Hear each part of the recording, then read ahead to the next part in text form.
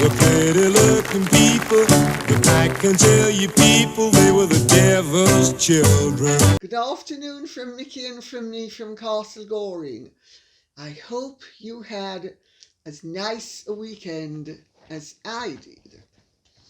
I actually had the most wonderful Easter weekend. We had a series of house guests. Some came on Friday, some came on Saturday, some left on Sunday, some left on Monday. So there was an overlap, and it was just wonderful. Everybody was so interesting and got along so well, and I have to say they were really rather marvellous, because I was in such pain because of my back that I could barely function at times. But they stepped up to the plate and helped me. And we had the most wonderful time.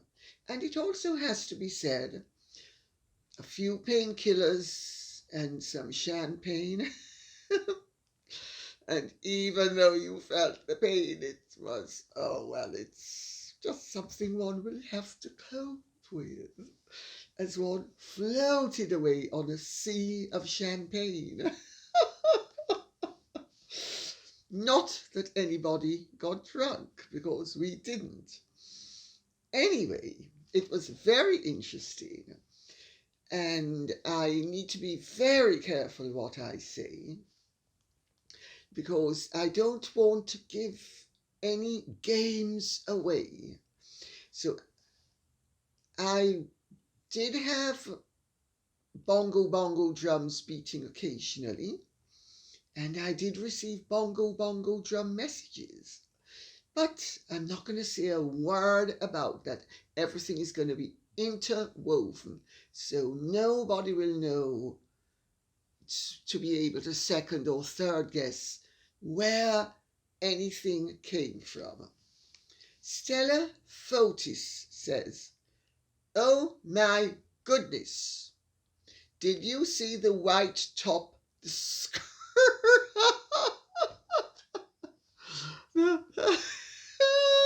Sorry. The scrubber had on at the Invictus Games. Exactly the same as the one Diana once wore. Please tell me that she, in that screwed up mess of a brain that never was, doesn't see herself as Diana's replacement. Well, Stella Fotis, it is self-evident.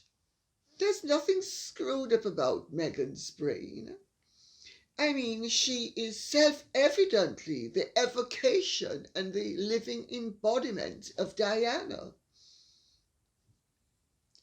And yes, I did see that white top, and I'm going to be a real cow, and I am going to get a photograph posted of me in a Madame Grey dress, which has the tucks and the pleats and is basically the same idea but properly executed, because Meghan's wasn't properly executed. And I'm also going to show not only how a dress should fit, or a top. Mine is a dress. That was a top, but it didn't fit properly. And also, why does this woman, who has absolutely no waistline at all, wear things that crop at the waist? I mean, it accentuates the lack of a waistline. But it just goes to show, even when you're being given good advice, if you don't have the natural ability, you don't cut the mustard. So, more than that, I will not say at this point, because I'm not depriving some of your wonderful comments, and I'm going to be reading them out, well, as many as I can get away with. Betty Mains says, good grief, Netflix is dressing her, etc. Netflix needs to hire new stylists immediately. This white pantsuit looked horrible on her. Well, it compared pretty adversely with the white suit that Catherine wore on her second day in Jamaica. But you know, a fine racehorse given a good saddle looks great. A grey horse given the same saddle looks like a grey horse that isn't good looking. That's all there is to it. I mean, first of all, it was very boxy. It was, so Catherine's white trouser suit fitted beautifully, and the material was very appropriate. Meghan's white trouser suit was very boxy. She's already a boxy figure, so it accentuates her boxiness. And the hair, the way the hair was, I mean, that poor girl just misses every single time, doesn't she? I think we ought to start a fund for Megsy Baby. I think that's what we ought to do. The sympathizers for Meghan to actually learn how to dress properly. Oh, I forgot. Some people will never learn. And you know, a stylist can't force somebody to wear something, number one. And number two, not all stylists are good. And number three, even when stylists are good, some clients just don't have the right figure for certain things. And it is becoming painfully obvious that Meghan just doesn't look good in most things. Also, she's gained a lot of weight, and she doesn't look good with the weight. That's a part of the reason. Mags says, Netflix failed miserably if they did her clothes, makeup and hair. Nothing about her appearance is what it should be, and she is still marching big time. It is said that breeding will tell, and in this case it certainly tells what a classless pair these two are, not just M. Well, I couldn't agree more. I really couldn't. Her eyebrows were too heavy. The eyes were fine. The lips were okay. Although you notice when she had to be kissed by Harry, she made absolutely sure that she had minimal contact so he wouldn't actually remove her lipstick, which of course has always been a problem when women are made up and men want to kiss them. I used to say, later will be greater. You're not mussing my makeup.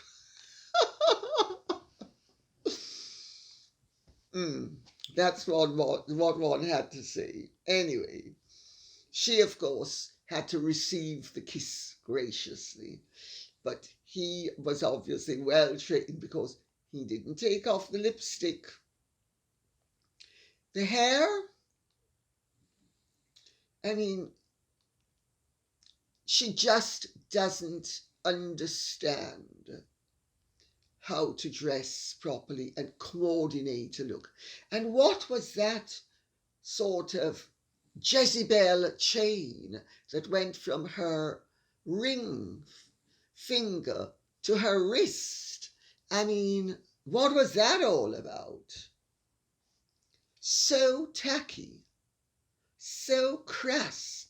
I mean, the woman has the taste of a scrubber. Really. Festive Lady 826 says, all of her clothes have already been merched.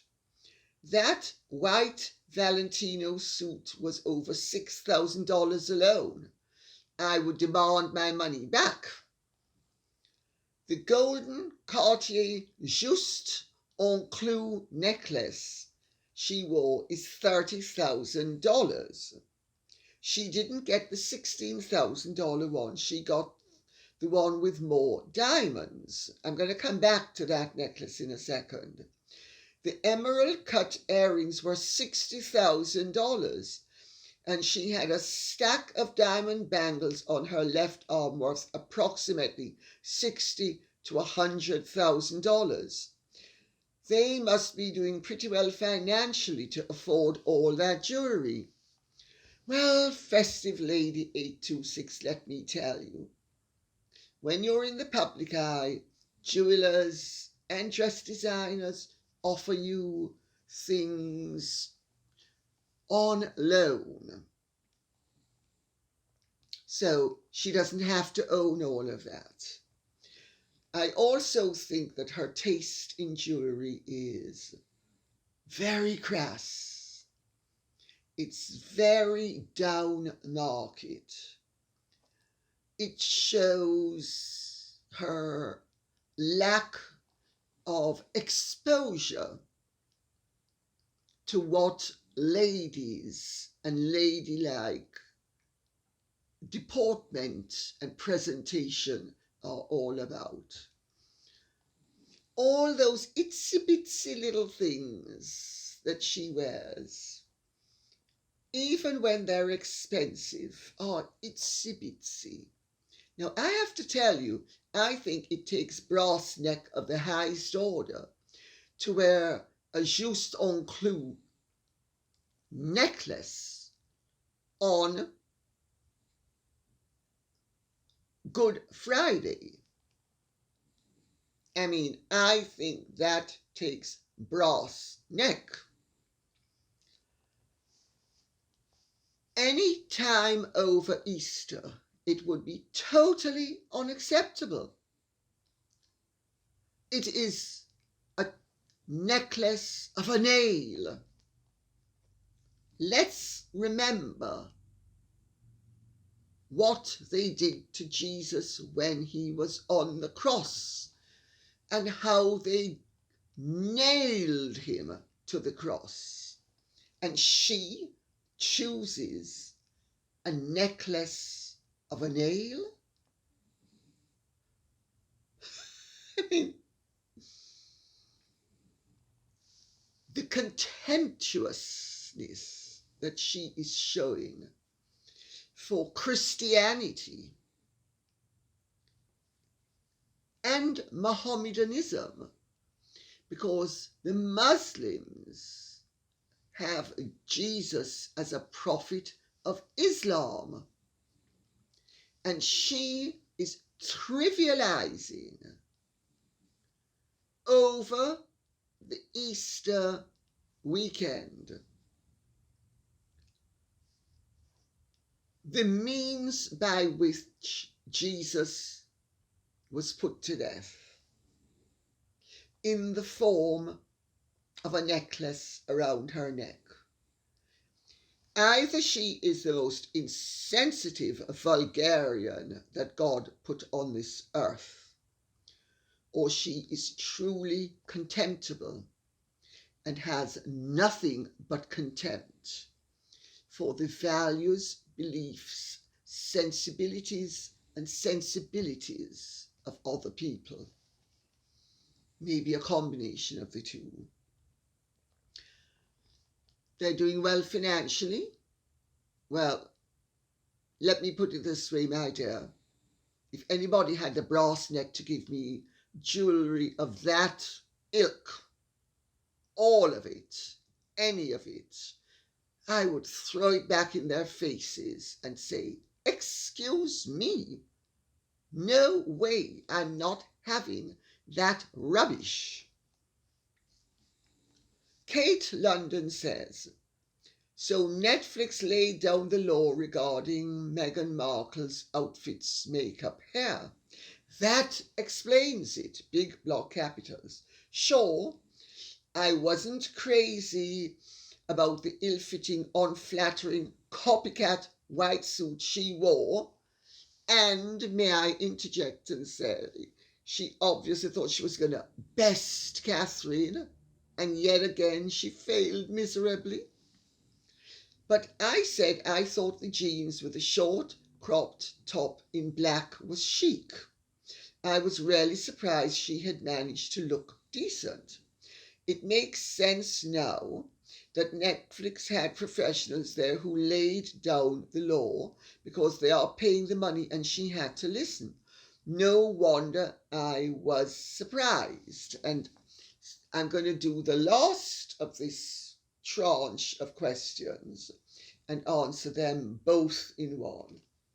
Endless Possibilities says, Lady C, what do you think of Meghan's outfit lineup at the Invictus Games? Also, was that kiss on the stage appropriate for all to see? We'll get to the kiss in a moment, if we may. I thought the Chanel style jacket with the jeans was a great look. I thought it suited her. I thought the hair was perfect. The eyebrows were a little bit overdone, but everything else worked beautifully. I thought that was the most successful outfit.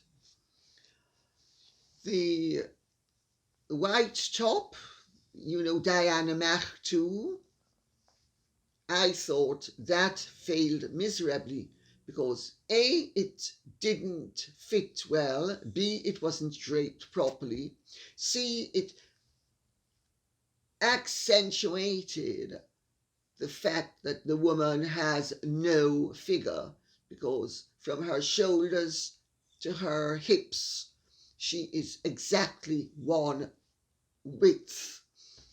So I thought that was a huge fail. I thought the principle, funnily enough, was actually sound. And I thought they aimed well. But I'll tell you something about stylists because I've done many a photo shoot in my time, and many of the publications or television companies have sent stylists. Some of them are brilliant and know what they're doing. Others are absolute rubbish. They will defer to a client. The client needs to be very sure that she knows what she's talking about. Otherwise, you are actually undermining the very purpose for which they have been employed. And Meghan is notorious for being a know-it-all. And she actually looks in the mirror and sees a raving beauty who's long and lean. Remember, she said she was a supermodel. With that boxy little figure. And clothes don't look good on her.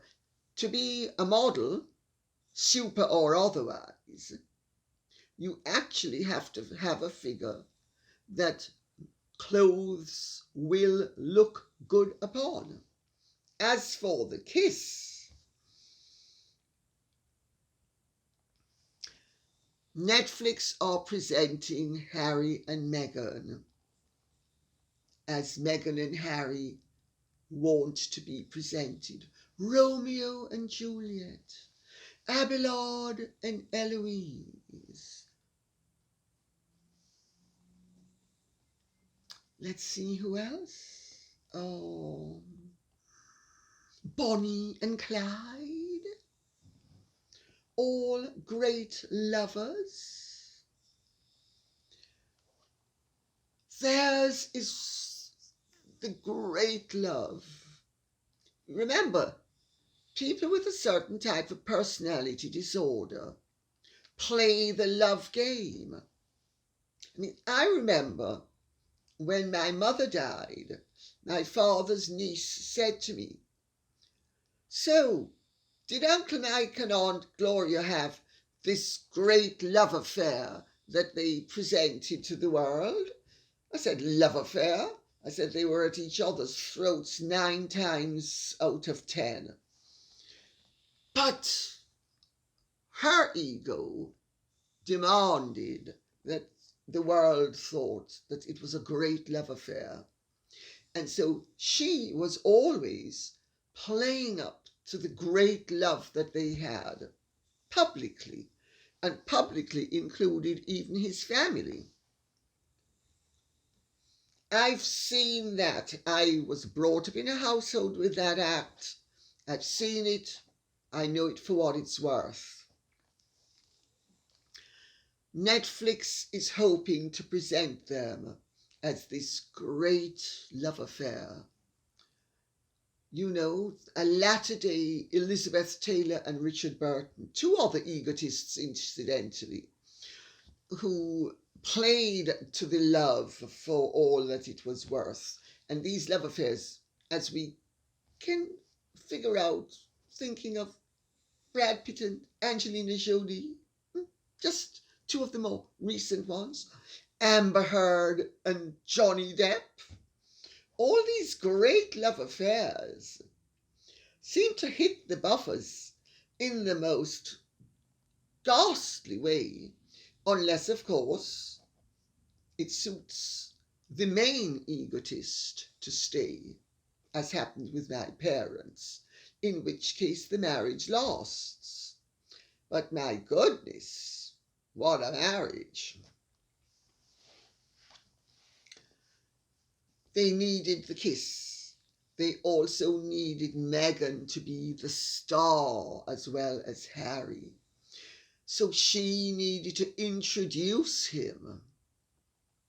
Tasteless, tacky. And I have to tell you, in the civilized world, and that includes the charity world, people were horrified that they, with Netflix's connivance, turned the Invictus Games into the Harry and Meghan show. But you will notice that, notwithstanding the earlier announcement that King Willem Alexander was going to be there with his aunt, Princess Margaret, only Princess Margaret showed up with her son. And the Prime Minister showed up as well, all of which is as it should be for the Invictus Games and for honouring the competitors and the concept, which is a noble and wonderful concept. But if ever there was a message that this lacks royal approval, it's been delivered loud and clear, but Netflix is going to work its way around it. And we are going to be convinced by the time Netflix is through editing the material that pink is green, black is white, south is north, west is east, and Harry and Meghan are noble humanitarians who spend their whole life dedicated and completely obsessed with improving the world. $1 bill at a time. Jennifer Tanner says, very naughtily, wouldn't it be hilarious if Netflix pulled a Tiger King on them and made them out to be a complete joke? Well, shall I tell you something? Wouldn't it be wonderful? But maybe Netflix doesn't have to do a Tiger King on them. Maybe Netflix will do a royal family on them. And just by giving them the platform to make complete asses of themselves, with Netflix's connivance, playing a straight bat, they will be presented as complete asses. Because if you know that the 5'6" supermodel with the boxy figure is not the supermodel and the great stylist that she thinks she is, and that he, despite his pretensions to spending his whole life trying to make the world a better place, $1 bill at a time, everybody knows it's a joke. It will be unintentional humour. Now, of course, if they wanted to make it into intentional humour, they could do that because they have the material. But I don't think they're going to do that because it would not behoove them in terms of other deals with other celebrities. But there's already enough footage out there. I mean, did you see some of that footage of Harry being furious that members of the public, fans, were recording him on their phones? Did you see the furious look that he gave them? Did you see him ferreting out with his eyes the security people who then came and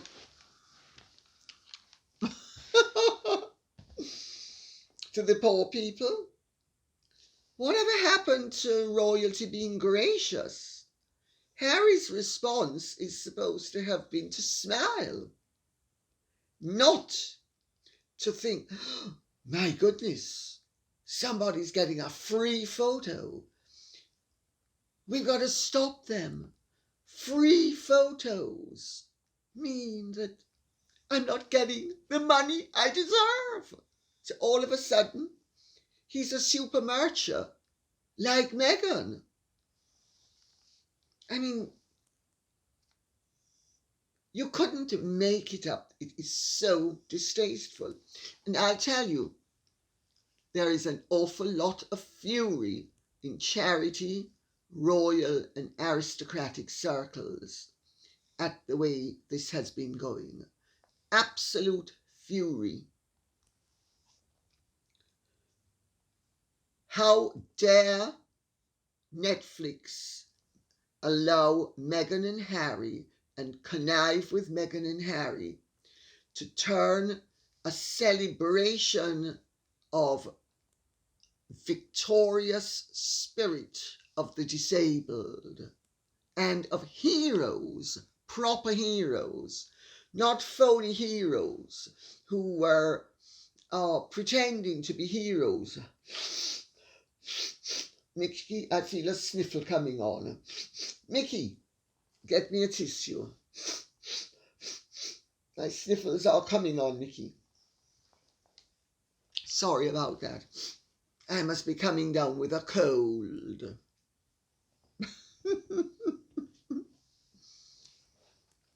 People are furious, justly. Lucy Fenwick says, "Isn't it odd that as far as I know, not one person photographed them during their walk in Windsor? If they had waved at people in a bus, that would have been photographed and be now out on social media, surely." 4 question marks. Lucy Fenwick, you are but one of many people,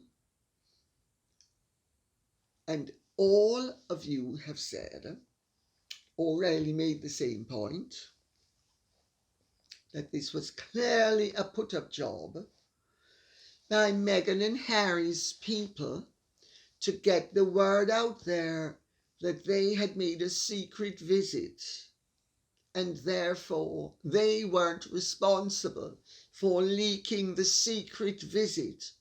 But the secret visit was leaked by these people, none of whom had a camera, none of whom took a photograph. Very unusual, that. And Harry and Meghan were waving. "Mr. DeMille, I'm ready for my close-up." Where was the camera crew? Oh yes, they must have been on speed dial, making the phone calls, because it leaked out in a way that is very implausible.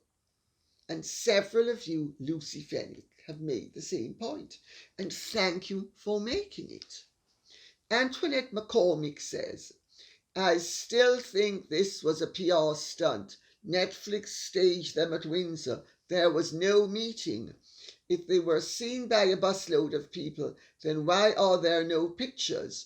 Only those supposed eyewitness accounts. Since when did Meghan Markle go anywhere without a photographer?" Well, I understand that there was a meeting, Antoinette McCormick. I understand that the meeting was very restricted. I understand Harry and Meghan were late, clearly deliberately. I understand that Charles received Harry for a few minutes, and then the Queen did as well. Yes, there was a meeting. More than that, I would prefer not to say at this point, but Harry and Meghan, of course, can say anything that they want about the meeting. I mean, they'd have to contradict Camilla, but because Camilla was there. But let us see what they come up with. Let us see what they come up with. But believe me, nothing of consequence or import was discussed in either of those meetings. As I said before, and I'm going to say it again, Charles loves his son. Charles would like his son to be back in his heart as well as in the fold.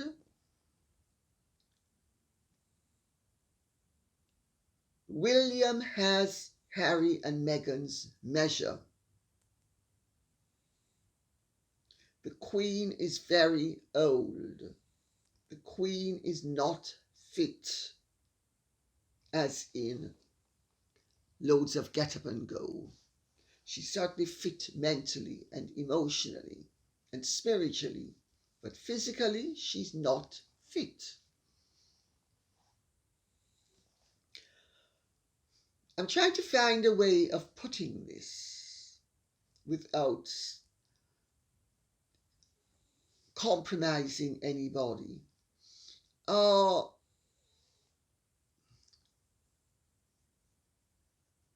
it was basically a business meeting. It was basically a business meeting. And it's answered everyone's needs without answering necessarily anyone's desires. Because it's not very much on the cards that Meghan and Harry are going to prevail the way they would like to prevail. But this was great show. It was a wonderful go for Invictus and for Netflix in the Netherlands. But then we have the behind the scenes activities, including royal putting brakes on approval of behavior they do not approve of. I don't want to say more than that at this point. Tracy Yertha says, Harry and Meghan are always and still only big block capitals, serving themselves. Meghan runs Harry around in circles. She has him by the balls. I presume she means the balls that he juggles. He is a wimp. I think most people understand this. Therefore, Harry has little respect from me and many others, I suspect. From my perspective, the royal family should never ever trust Harry or Meghan. They are only out for money and fame. I don't think at this point, Tracy Yertha, anybody is going to be trusting Meghan and Harry. I'm not even sure Netflix trusts Meghan and Harry. That's why Netflix has got into the driving seat. And let us see how satisfied Netflix will turn out to be. Because, the whole thing has been orchestrated to present a show where Meghan and Harry are these great successes. And Netflix will get enough footage to be able to convincingly portray that fallacy. But only idiots will buy the fact that the sun rose in the west and set in the east in The Hague. Jane Evans says, Lady C, I think pigs are flying again. They certainly are, my dear. Mickey's right here chilling, and I don't want to disturb her, otherwise I'd tell her just nab the pigs, Mix. Meganato, some of these names, is leaving a few days before has been because she misses her children. Quote, exclamation marks. Call Mickey. She has to chase those pigs. Mickey's chilling. I'm not going to ask her to chase the pigs. If Mickey chased every pig that Meghan unleashed into the stratosphere, Mickey would be whirling like a gig 24/7. And I can't tax my beautiful Mickey to that extent. Sorry. Do you think it was really because she didn't belong there in the first place and her Netflix part was completed? That's a very, very interesting question to ask. Yes, I think you're on to something. Meghan was there to let the whole world know that she couldn't respect and love Harry more than she does. Well, that's a pretty damning indictment right there, because I hope she loves him so much that there's no room for further growth. But in a relationship that there's no room for growth, it usually dies. Don't let's tell Meghan that. We don't want her to know that. But then, of course, people of her propensity also have a propensity to exaggeration, and everything's overblown and high flown, and everything is just at the maximum at all times, which in itself gives the game away, because if there's a lack of proportion, there's a lack of realism, isn't there? She had no business being there, except as his wife, if she was going to be there at all. She had no business introducing him. She was the most inappropriate person to introduce him. Somebody from the charity, or better still, somebody who had succeeded within the charity as a veteran should have been. But that would have been to break up the Harry and Meghan double act. You can't have Romeo without Juliet. You can't have Abelard without Eloise. You can't have Bonnie without Clyde. You can't have Elizabeth Taylor without Richard Burton. You can't have Angela Jolie without Brad Pitt. You can't have Johnny Depp without Amber Heard. Pooh!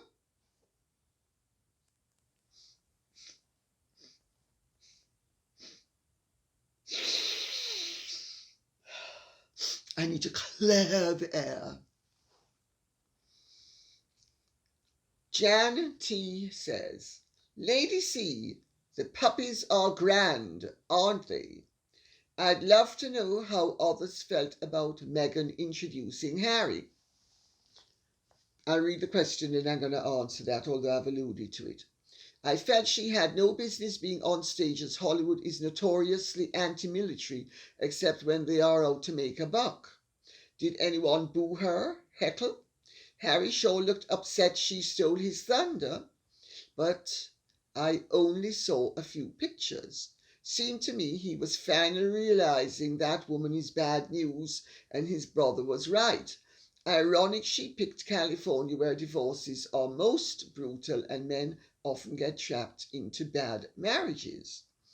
Janty, I think you're an optimist. Yes, Harry and Meghan's marriage does have its ups and downs, I'm told.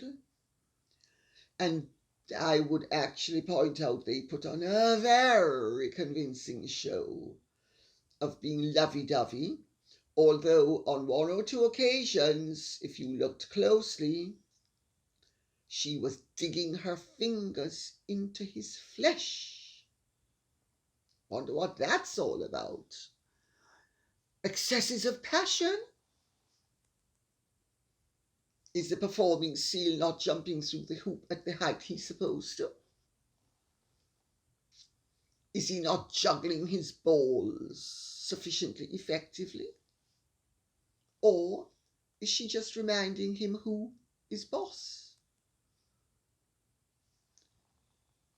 But she should not have introduced him, and it was deemed to be wildly inappropriate. But Harry and Meghan are business people. They are using the Invictus Games to fulfill a contract which they hope will bring them in a great deal of money. Nobody has been able to put a brake, or the brakes might be a better way of putting it, on the double act.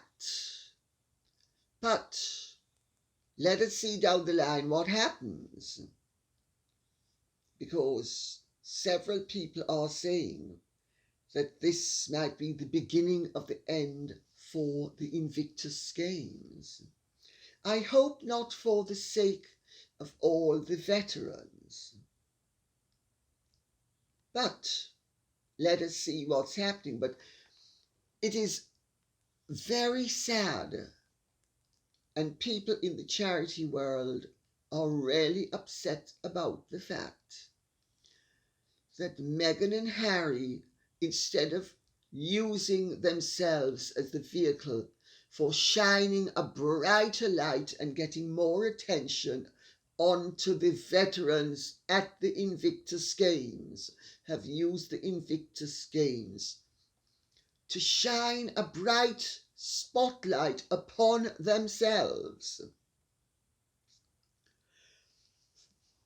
As for the marriage ending day after tomorrow, sweetie pie, please don't hold your breath unless you're suicidal.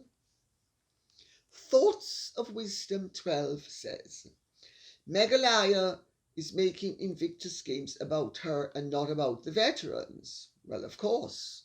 Why would she make it about them? I mean, you know, everybody's a bit player in the Meghan Markle drama. She's the star. Mr. DeMille, I'm ready for my close-up. Yes, I am. Mr. DeMille, it's not only the movies that have got small, it's the television series and royal families. Everything's small. I'm the big star, Mr. DeMille. Come on, I'm ready for my close-up. Apparently, Meghalaya is going to read her pathetic stench book to children and bore them to death. I have unsubscribed Netflix, and they are just as disgusting as the terrible duo. Well, if you lie in the gutter, don't surprise if you come up smelling of garbage. Let's put it that way. So, I don't provide subscriptions to Netflix, and I'm not in a rush to start. But the self-promotion and the promotion of anything to do with them, including reading her book, The Stench.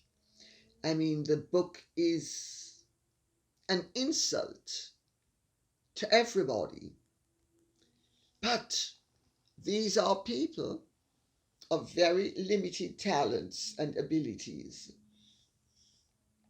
who think that by repetition they will prevail. Maybe they will. Let us wait and see what happens.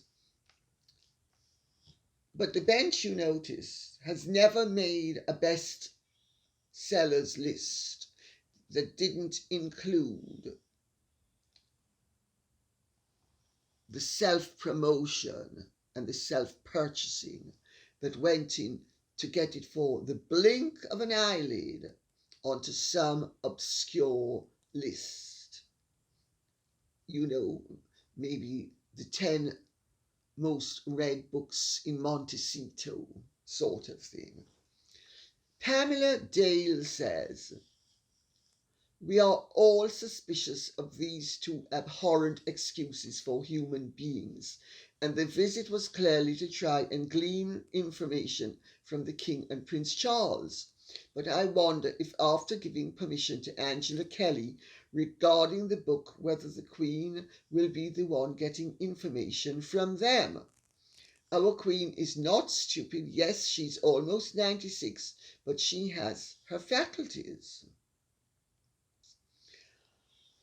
Well, I don't know. Maybe, maybe not. We'll have to wait and see.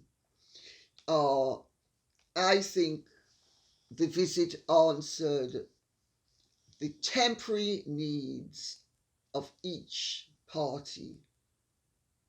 I think the Queen and Prince Charles want this normality to be restored, or an appearance of normality as opposed to the actuality. And if the appearance will lead to the actuality, so much the better. Well, if they want to think that nice little chameleon lizards should be confused with crocodiles, and they want to ask the crocodiles fully grown into their house and convert themselves into fodder, they will learn.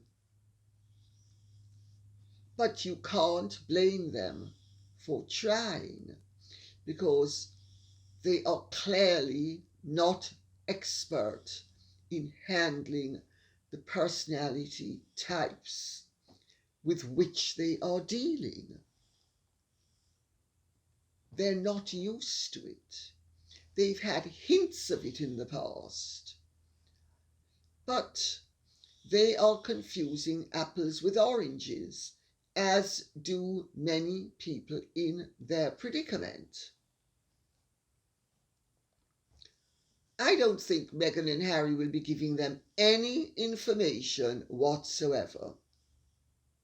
So I don't think that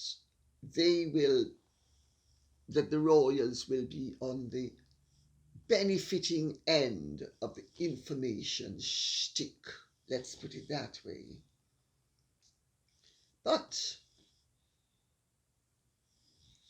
I think it's going to turn out to be, users, let me put it this way, users use people. And no matter how many chances you give them, at some point, the leopard's spots start to gleam brightly. You think that the leopard's spots have dimmed, and maybe it's a beautiful little kitty, because the sunshine or the bright lights aren't catching it in such a revealing way that you can dupe yourself into believing that the leopard has dimmed his spots and therefore isn't a leopard. But a leopard is always a leopard. A viper is always a viper. A narcissist is always a narcissist. Machiavellian people are always Machiavellian. Antisocial people are always antisocial. Opportunists are always opportunists. And I would imagine, I don't need to continue, that you've got the message loud and clear. And on that note, I will say thank you very much for listening. I hope this has been of some interest to you. If it has, please like, share, subscribe, press the notification bell. And remember, please keep the questions coming in. This cannot be done without you. God bless and goodbye.